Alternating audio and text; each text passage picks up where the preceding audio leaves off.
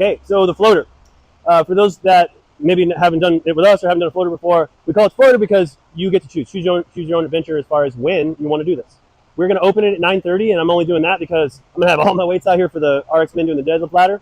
They should be done around 9:30. All the men will. All their weights are going to go over to this other room. We're going to open the floater. So anytime between 9:30 and 1 o'clock, you can do this floater. Just decide when it's best for you. You walk over there on your own. There will be judges with scorecards. They'll be blank. Again, tell them your name you're registered with, your full division. We're not going to assume anything. And then you would start declaring your weight. So for this Olympic complex, snatch variation, any version power snatch, any version hang snatch, overhead squat. Must be unbroken. And then you declare the weight you're going to use. We're going to verify that that's the correct weight on the bar. And then you would do your complex. You have 5 minutes to do as many attempts as you want. The highest weight that you successfully completed the 3-rep unbroken complex is going to be your score. So you scored your weight. As long as you started the complex at the 5 minutes, so 4:59, you pick it up and you start, you're going to be allowed to finish. So make sure you get it off the ground for your final attempt before the 5. You must use collars. You will load your own bar. You will declare your own weight. So she's got her whopping 300 pounds on the bar, and she's getting ready to go. Verify the weight. We've got collars on the bar, and it's a snatch. So hands are outside the feet. Any version snatch from the ground. So it's got to go from the ground straight overhead, one continuous motion. It cannot turn over below the head, and it cannot touch any portion of the body on the way up. That would be more of like a clean style, and like I said, it's got to be a snatch. So power snatch or squat snatch or split snatch. We're not looking at hip rebend. We're not looking at any of that. I'm looking at, did it start on the ground, and is it locked out overhead? So hold it there for a second. Knees and hips fully extended. That head is in front of the shoulders when viewed from profile. Elbows are fully extended. The bar's overhead.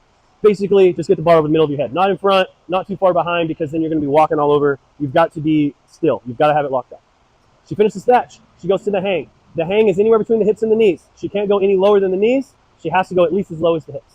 And then the same thing. It can't turn over below the head. It can't touch any part of the body. It's got to get to the exact same lockout as the hip snatch. Once she's got it overhead, she cannot bring it below the head. She has to immediately go into an overhead squat.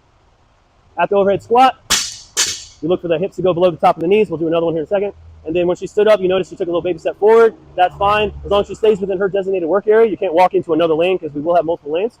And then you do have to eventually get control, stop, lock out, wait for your judge to say good before you come down. So let's go through some quick standards real quick. So on the snatch from ground to overhead, we kind of quickly talked about has to start from the ground. It can't touch any part of the body. So a clean and press out so it touches your body. We can't do that. Yeah, I want you to show me a horrible rep. And press out. Horrible. No rep. Can't do that. Hopefully you won't be doing that. I can see that at the really heavy weights. So people that intentionally power snatch, for whatever reason they can't squat snatch, you kind of see that at that level. The whole wide stance and all that, we're not here to help you with a technique. We want to, but we're not. We're here to help you. We're here to make sure that you meet the standard. So get with your coach afterwards about your technique. We're just going to watch your standard. The common no rep that we do see is that after you think you locked it out, but you didn't lock out, so either hips and knees are bent, you start bringing the bar down as you're locking it out. That's a no rep. So I need to see all of it locked out at once. She was opening her hips as the bar was already on its way back down. That's a no rep. Since she did that on her first rep, just drop it and start over. If she would have done that on her second rep, first rep was good, no rep was bad on the second rep, she can just redo that second rep and keep going. Otherwise, if she drops it, she's got to redo the first rep again. It's got to be 3 good reps unbroken. So then snatch, hang snatch, and then the overhead squat last. So show me, do the whole complex one more time. Just because it's light for you. I know you like it. Cool. Full extension, good rep there. From the hang, anywhere from the hips to the knees to start with. Full extension, good. Now she can't back rack it, pause, anything. Its overhead's got to stay there. And then that crease, go down and hold it. You can do it. I know you can. Boom. Crease is hit below the top of the knee. I got to see full depth. And then stand it all the way up. Knee and hip extension. Good rep. If any of the, like I said already, if any of those second or third reps are no rep, as long as you can recover, you can start again. If you drop it, even on the overhead squat, if you drop it, that whole complex will be a no rep. You'll have to redo the whole complex. You can preload before your 5 minutes. Once we start the 5 minutes, you can go ahead and start as few or as many attempts as you want, totally up to you. And you can start your final attempt as long as it's prior to the 5 minute cap. Any questions? We will have the change plates. I'll have 5s and 2.5s.